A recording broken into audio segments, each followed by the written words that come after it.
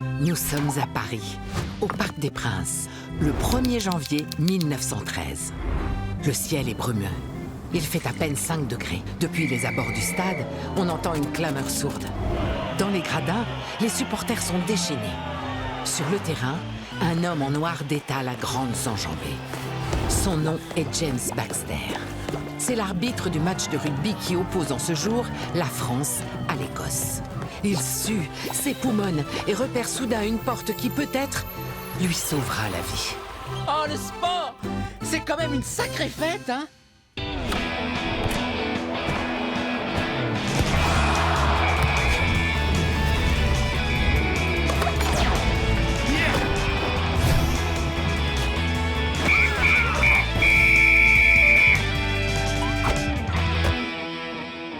L'après-midi, des omnibus sont afflués de toute la capitale pour déposer devant le stade des flots de spectateurs. Pour rappel, la France est invitée au tournoi des 5 nations depuis 3 ans seulement et a obtenu sa première victoire contre ces mêmes Écossais en 1911. Ils sont près de 25 000 à s'être déplacés pour l'occasion, persuadés qu'ils vont assister à un nouvel exploit de leur équipe. À l'époque, c'est l'événement sportif ayant comptabilisé le plus grand nombre de supporters en France. Ce qui est étonnant, parce que le rugby est un sport encore très confidentiel dans l'Hexagone. Le 15 de France, comme on l'appelle, est le petit pousset de la scène internationale. Début prometteur des Français. Mauvaise touche du demi-de-mêlée écossais. Semedo subtilise le ballon, il envoie 2 défenseurs adverses à la culbute. Et il marque l'essai. Les Français mènent par 3-0. Quelle entame de match! Une vraie douche écossaise. Allez, les Bleus! Calmos, mon grand. Ça ne fait que commencer. Très vite, la machine française s'enraye. La défense cafouille. L'attaque patauge. L'Écossais Stewart transperce les lignes et marque 2 essais avant d'en transformer un. Oh, mais c'est pas vrai, ça! Le 15 du Chardon mène désormais la danse 8-3. Alors, il pique ce chardon? Mais enfin, t'as vu ces Écossais? On dirait des déménageurs. Oh, en même temps, nos supporters sont pas mal non plus. Et ils sont très mécontents de l'évolution des événements. À tel point qu'ils commencent à accuser l'arbitre d'être de mèche avec les Écossais. Mais ce qu'ils prennent pour du favoritisme n'est en fait que la marque de leur ignorance. La vérité, c'est qu'à cette époque, le public français connaît très mal les règles du jeu. Et on dirait qu'il est trop tard pour les raisonner. Une houle dans la foule s'est formée et menace de déferler.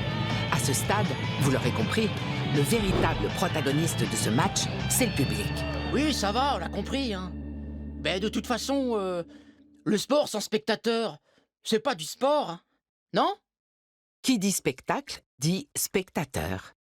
Mais à travers les âges, le public s'est peu à peu imposé comme une composante à part entière du jeu. C'est ce qu'on appelle la spectacularisation du sport. Ce phénomène est déjà à l'œuvre du temps des Romains. Les 150 000 personnes qui assistent aux courses hippiques dans le cirque Maxime ne sont pas toutes des passionnées d'endurance. La majorité est plutôt friande du décorum qui accompagne la marchandisation des jeux. Pline le Jeune, historien peu amateur de sport, regrette d'ailleurs l'abêtissement de ses contemporains lors de ces courses. Je suis étonné que tant de milliers d'hommes soient sans cesse repris, comme de grands enfants, du désir de voir des chevaux lancés à la course, des cochers debout sur les chars. Mais c'est l'habit qu'on applaudit, c'est l'habit qu'on aime. Les jeux polarisent les spectateurs et les invitent à former des camps, identifiables par des couleurs. Par exemple, dans l'Empire romain d'Orient, le vert est associé aux couches populaires et le bleu à l'aristocratie. Le sport est donc déjà, à cette époque, un puissant relais des identités sociales. Allez, les Bleus! Mais enfin, t'es complètement ma boule. Les verts! Allez, les verts! Ok, les couleurs permettent aux spectateurs de se reconnaître entre eux. Et de là à se taper dessus. C'est avec le temps que les spectateurs deviendront de plus en plus véhéments. Déjà au Moyen-Âge, l'enthousiasme des foules lors des joutes de chevaliers est tel qu'il devient nécessaire de réguler le rôle et la place des spectateurs. À la Renaissance, en Italie, on en vient à devoir interdire aux foules d'envahir les arènes où s'affrontent des quartiers lors de fêtes populaires. De même, au XVIIIe siècle, en Angleterre, les matchs de cricket donnent lieu à de tels débordements qu'on décide de rendre payant l'accès aux enceintes pour décourager une certaine frange de la population d'y assister. Une sorte de ségrégation avant l'heure, en somme. J'avoue, c'est pas très sport. Le maintien de l'ordre va devenir une priorité. D'abord, des cordes seront tendues pour tenir la foule à bonne distance du terrain, puis des sièges seront installés dans des tribunes en dur. Les spectateurs prennent une place telle dans l'organisation du sport qu'ils reçoivent le nom de supporters. Le supporterisme, cette adhésion à une ferveur collective prenant pour objet un sportif, une équipe ou un club, commence à se répandre et à s'étudier. L'historien Eric Hobsbawm définira d'ailleurs le football comme une véritable religion laïque, avec son église, le club, son lieu de culte, le stade, et ses fidèles, les supporters. Sainte Ovalie, fais un miracle et apprends-nous à jouer au rugby. Quelle dévotion! C'en est presque émouvant. Les supporters partagent un langage, une histoire, des codes, bref, tout un patrimoine identitaire. Ce phénomène est corrélé à la révolution industrielle. À mesure que les villes s'industrialisent, les stades deviennent des points de convergence et de socialisation importants, notamment pour la classe ouvrière. Des fan-clubs sont créés, souvent avec la bénédiction du patronat, aux abords des grands pôles industriels, comme à Sochaux, bastion des usines Peugeot, ou encore à Dortmund et Turin. Au sein d'une même ville, on assiste parfois à l'émergence de deux communautés de supporters. Les matchs opposant les deux équipes soutenues sont appelés derby et se caractérisent en général par une ambiance électrique et une excitation exacerbée. Comme à Madrid, entre le Real qui attire traditionnellement la bourgeoisie et l'Atlético soutenu par les classes populaires. Ou à Rome, entre la Lazio et la Roma. Enfin, dans un cas comme dans l'autre, la confrontation est parfois violente. C'est le côté obscur du supporter. Quand il va trop loin, il devient, à proprement parler, un fan, dérivé de l'anglais fanatic.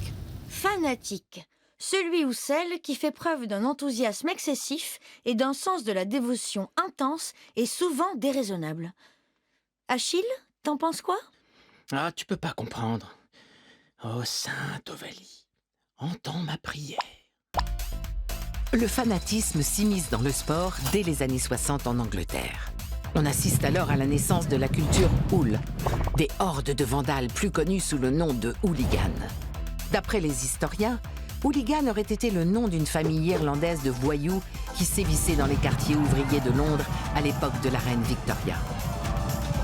Pour les sociologues, le hooligan est moins intéressé par le sport lui-même que par l'opportunité qui lui est offerte de se défouler tout en cultivant un sentiment d'appartenance. Le fanatisme dans le football a été responsable de nombreuses catastrophes au fil des années, certains événements comptabilisant de nombreux décès. Mourir pour du sport, c'est hallucinant. Il faut reconnaître que le fanatisme est beaucoup plus répandu dans le football que dans le rugby. On dit du rugby que c'est un sport de voyous joué par des gentlemen. Ce fair-play semble aussi être une caractéristique des spectateurs. Enfin, de nos jours. Parce qu'à l'époque, M. Baxter y a presque laissé sa peau. S'il s'en est sorti, c'est uniquement grâce aux joueurs français et écossais qui se sont interposés pour l'escorter jusqu'au vestiaire. Pour disperser la foule, il a même fallu faire appel à la garde montée. En 1924, lors des Jeux Olympiques de Paris, les supporters français de rugby se signalent une nouvelle fois par leur débordement. Après une défaite cinglante contre les États-Unis, ils s'en prennent violemment aux fans de l'équipe adverse. Ces échauffourées vaudront au rugby d'être exclus des Jeux Olympiques jusqu'en 2016, soit jusqu'aux Jeux de Rio, où il réapparaît dans sa version à 7 joueurs. C'est vrai que la foi en la victoire attise une forme de brutalité, mais elle la canalise aussi et lui donne un lieu où s'exprimer. La ligne sera toujours très fine entre le côté salutaire et destructeur de cet exutoire collectif. Le sport, pour le meilleur et pour le pire.